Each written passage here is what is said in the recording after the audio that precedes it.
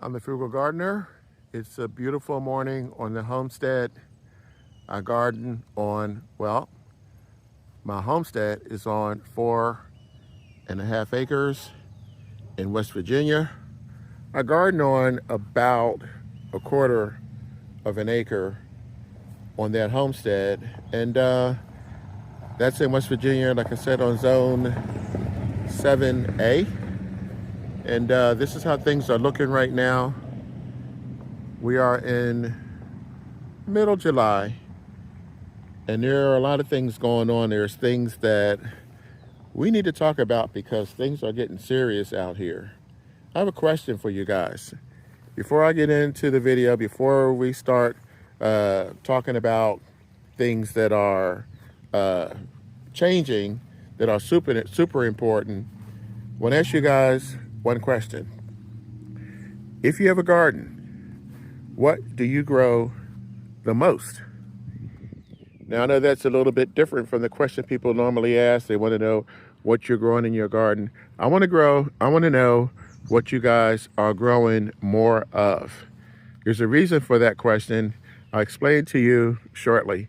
But right now, I'm going to show you what I am growing the most of, because I'm happy to say this year a lot is actually going well.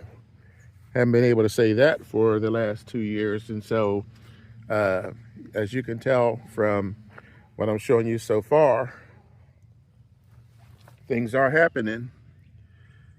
This is squash, obviously, but this is it.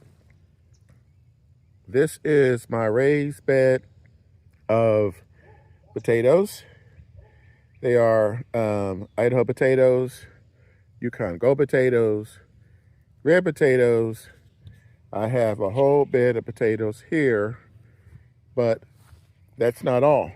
I have more potatoes here, but these aren't the same.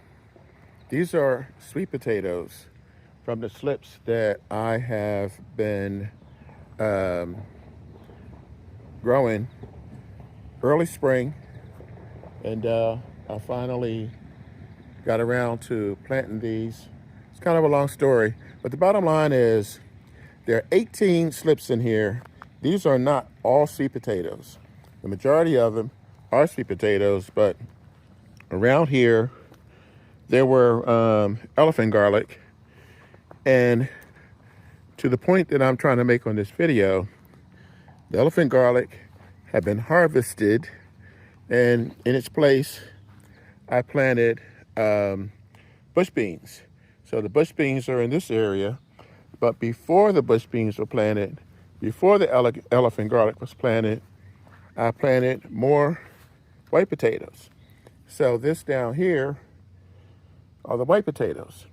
So to get to the point that I was making earlier, the reason why I want you guys to put down in the comments what you're growing the most of is because the prices of everything are getting ridiculous. This is lettuce over here, but the prices of food is getting really out of hand. And there are basically 3 ways for you to get your food.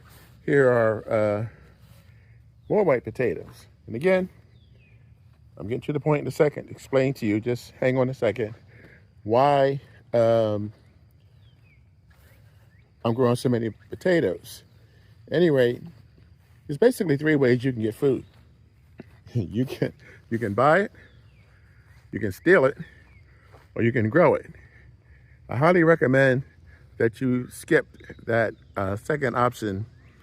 I don't think you should steal, period, but especially food. So if you're not doing that, then the option is to buy it or to grow it, and it's going to be more and more difficult to grow it. I have a video that I'm getting ready to do which involves eggs and fish, and I'm not going to go into it now because I'm just starting this video, But if you guys subscribe, you'll be able to see it, and you'll be notified if you hit the notification bell. That's coming up real soon. But right now, this is what I came across. I did a little research. And according to Forbes, U.S. shoppers turn to buy now, pay later for groceries as a high cost bite. I'm in my 70s. I've never in my entire life heard of people borrowing money to buy food. Now I looked a little further and I saw New York Times, consumers are financing their groceries. What does it say about the economy? And then there's the third one. I could have just gone on and on because it's all over the place. If you just have the time to look, I do have the time to look. And I saw Forbes magazine. A quarter of U.S. consumers are now financing groceries. We buy now, pay later as the economy pressures mount, according to the survey. The survey says. Well, so if you can't afford to buy your groceries, and we already eliminated stealing your groceries, and the third thing is for you to grow your own. I think a lot of people are going to come to that realization a lot slower than others. And that's going to be because after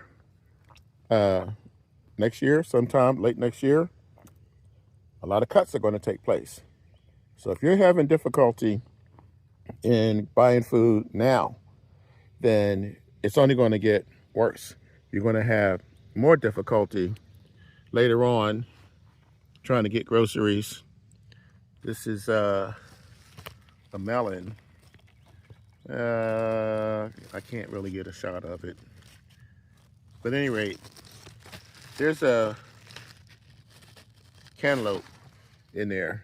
And this is dinosaur kale. Anyway, getting back to the subject, the best thing to do is to grow your own. Is it too late? No, it's not too late. Here's the thing. We have 152 days before the first day of winter, which is the winter solstice. 152 days. A lot of people look at, that you plant in the spring and you harvest in the summer and you call it a day. I don't think we can afford to do that anymore. I'm showing you here my peppers. So these are nice to have, but this is not going to give you what you need in order to offset the cost of food. If the food prices are going up and your income is not going up, the best thing you can do, and here's the answer to my question of why I asked you what you're growing the most of, is to grow what you are going to be able to use to feed your family the most of. I harvested elephant garlic from back there. I'm going to pull these weeds out and plant peas. I harvested potatoes from over there, and I replanted sweet potatoes. Over here, I harvested pole beans, and I have since replanted.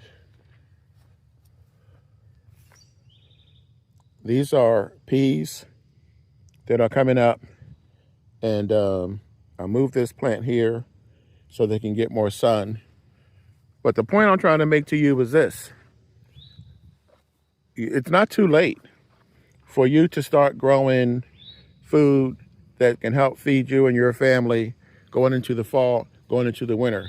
I'm not saying, what I'm basically trying to do is give you a guideline, give you a blueprint so that you can decide what you want to plant, where, when, how much, so that it will offset the amount of money that you're spending for groceries right now. It's probably not going to be enough to make up the price of the cost that it is going up, or the cost that it will go up. But even if you can save $50 a month, then that would be great. What I am doing, I've set a goal for myself to grow $700, well, $700 minimum, between $700 and $800 worth of groceries. I have the room, I have the time, the garden is already set up. I've already harvested, like I said, I've harvested potatoes, I've harvested beans, I've harvested cherry tomatoes, I've harvested garlic, I've harvested onions. And so I have replanted, or will be replanting shortly, in all those areas. This is, I have these all over the place deliberately. I just planted a bunch of seeds because this way, whenever I want to make a salad, or whenever some people in my family want a snack, these cherry tomatoes, and just come out here, pop them off. There's a bunch coming up here. I have these Roma tomatoes here. This is part of my plan. This is, there's probably close to 30. There's a couple of plants in here. And what will happen, these are the ones that are hitting the sun right now, but there's a bunch more in here. I need to thin this out a little bit so that it can get more sun. You can see the buds coming up here. But getting back to these potatoes. Potatoes are versatile and they're easy to grow. Yes, if you live in certain zones and you start your potatoes now, there are going to be some cool nights where you're going to end up having to cover them. That's it. Same as these sweet potatoes over here. I planted these late, so they will have to be covered. But why potatoes? I mean, I'm not saying you have to plant potatoes. You can plant, there's a variety of different things you can plant. There's a lot of things that you can grow that's going to be ready for harvest in like 2 months. Potatoes take a little longer. But I made up a little list. I have a little cheat sheet that I put together of what you can grow, what you can do with the potatoes that you grow. So you can make potato cakes, French fries, potato soup. If you haven't tried that, you're missing out. It's a little bit calorie forward, but I'm telling you, you should give it a try. Hash browns, potato salad, scalloped potatoes, baked potatoes, potato cakes. You can put potatoes in stews. You can put them in soups. So they are the go-to for me to feed my family, because right now a lot of gardeners, I'm telling you, I've been doing this for a long time. I've watched a lot of videos, and what's about to happen is you're going to have a lot of content creators, a lot of gardeners. You're going to see all of these videos on brassicas. You're going to see a lot of videos all of a sudden on cabbage and collard greens and Brussels sprouts and that kind of thing. Nothing's wrong with that. But I think people get the wrong signal because they feel like, well, you know, summer's about to end. Time for me to start putting these in for the fall and winter. Well, I don't know why you can't do both. I don't know why. I mean, unless you don't have the space, if you have the room, even if you don't, I would say to plant something that you can grow for the rest of the summer, early fall, and then you can plant your late fall and winter crops. I have, there's carrots in here. There's carrots over here. You can plant carrots in the fall.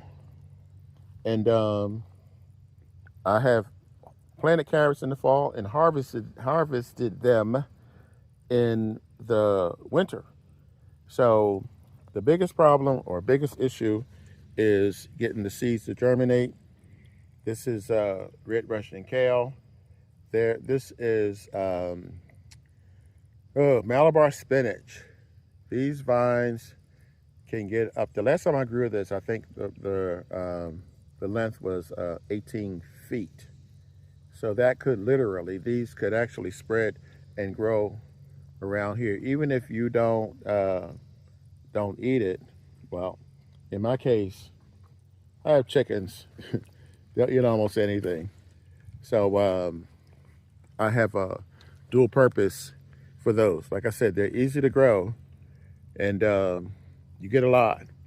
I'm finally getting bee action over here. This is something that plagued me last year. I didn't really get a lot of bees, and even when they did come, they came late.